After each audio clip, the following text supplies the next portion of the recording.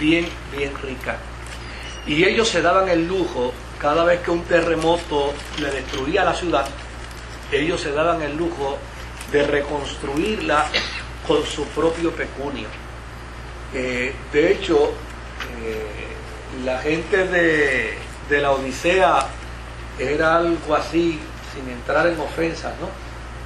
Como las expresiones regionalistas que se dan en los distintos países, inclusive Puerto Rico, ¿verdad? Que hay gente que de una región hacen todo un culto a su región y hacen todo un culto a su ciudad. No mencionen nombres, ¿verdad? Y la Odisea tenía un eslogan. El eslogan de la Odisea era: la ciudad que no necesita nada de nadie, ni siquiera necesitaba del Imperio Romano. Todas las veces, todas las veces que la Odisea sufrió terremotos, se reconstruyó por sí misma. Y cuando el Imperio Romano, estando bajo ya la jurisdicción del Imperio Romano, le ofreció ayuda, ellos se daban el lujo de decirle al Imperio Romano: gracias, pero no necesitamos la ayuda de ustedes. De hecho, cuando uno lee Apocalipsis capítulo 3 y verso 17, uno encuentra que entre las críticas que le hace el Cristo resucitado a esta iglesia es que le dice: ustedes se dicen ser ricos, sin embargo yo los veo miserables.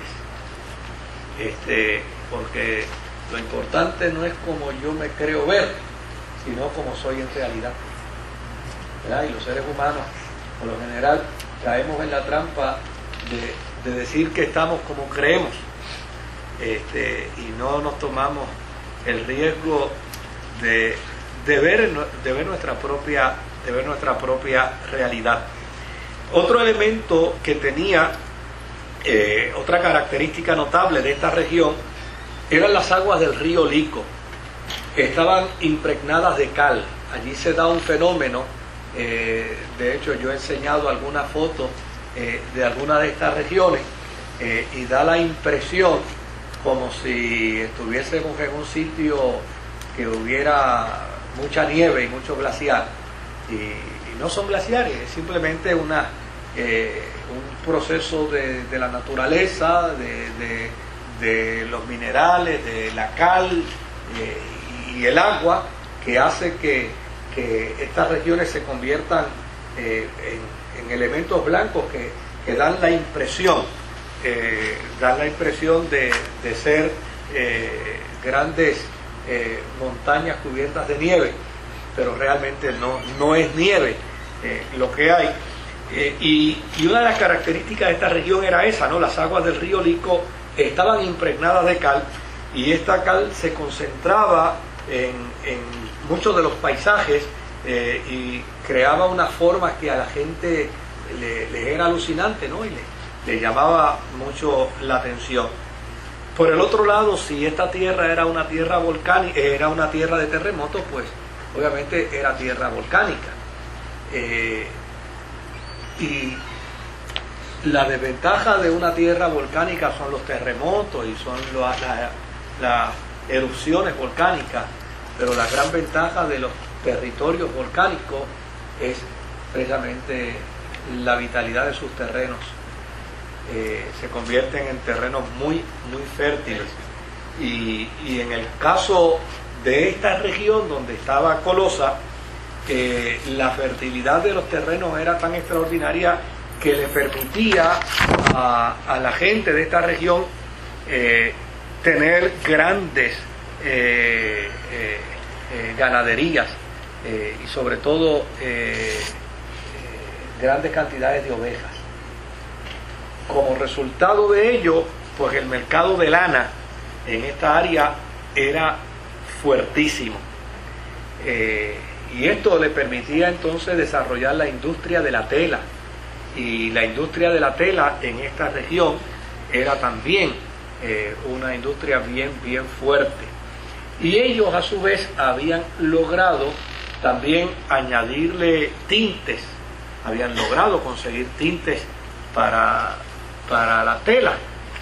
Por lo tanto era una región donde a la gente le encantaba llegar, porque entonces encontraban telas de distintos colores, y eso pues aumentaba, ¿no?, el deseo de adquisición por parte de la gente.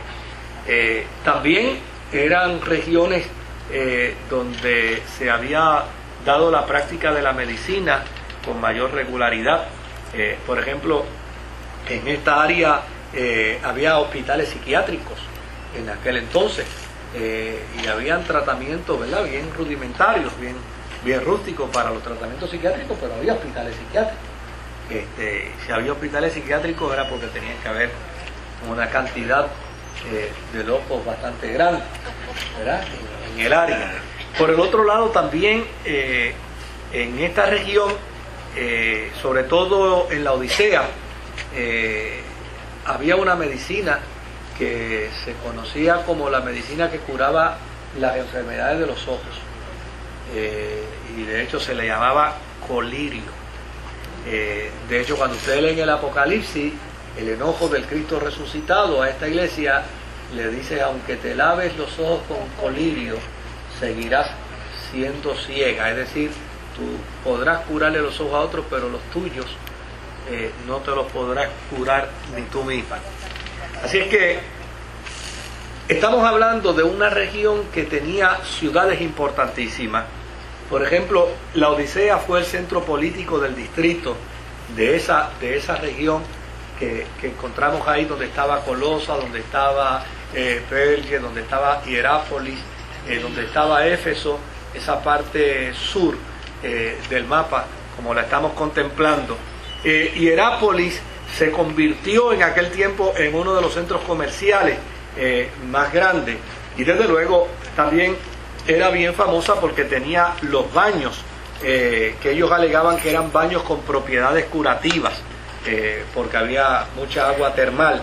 Todavía en esas áreas hay muchas aguas termales, y desde luego pues se le aplicaba unas propiedades curativas más allá de lo que son, ¿no? Pero a fin de cuentas pues no había mucho, pues lo que había se le daba todo el crédito que se podía. Y en el caso de Colosas, Colosa era una ciudad también importantísima porque controlaba las carreteras que pasaban por su puerto. Si usted nota aquí en la parte sur del mapa, usted va a ver ahí a Colosa. Es decir, todo el que quería ir hacia la Odisea, hacia Hierápolis, hacia Trales, hacia Éfeso, toda esa gente pasaba a través de Colosa. No se iban a Mileto ni a Magnesia, porque ya necesariamente estas no eran ciudades importantes. Entonces era preferible mejor caminar un poquito más por Colosa, pero se llegaba entonces por mejores carreteras, y a la misma vez se pasaba por ciudades de mayor importancia, donde el comercio era mucho mayor y permitía entonces un mayor flujo de personas. Desde luego, hoy en día usted va a estas ciudades y los que fuimos a la Odisea recordarán que allí lo que había eran unas 4 o 5 piedras para decirnos que allí estaba la ciudad de la Odisea.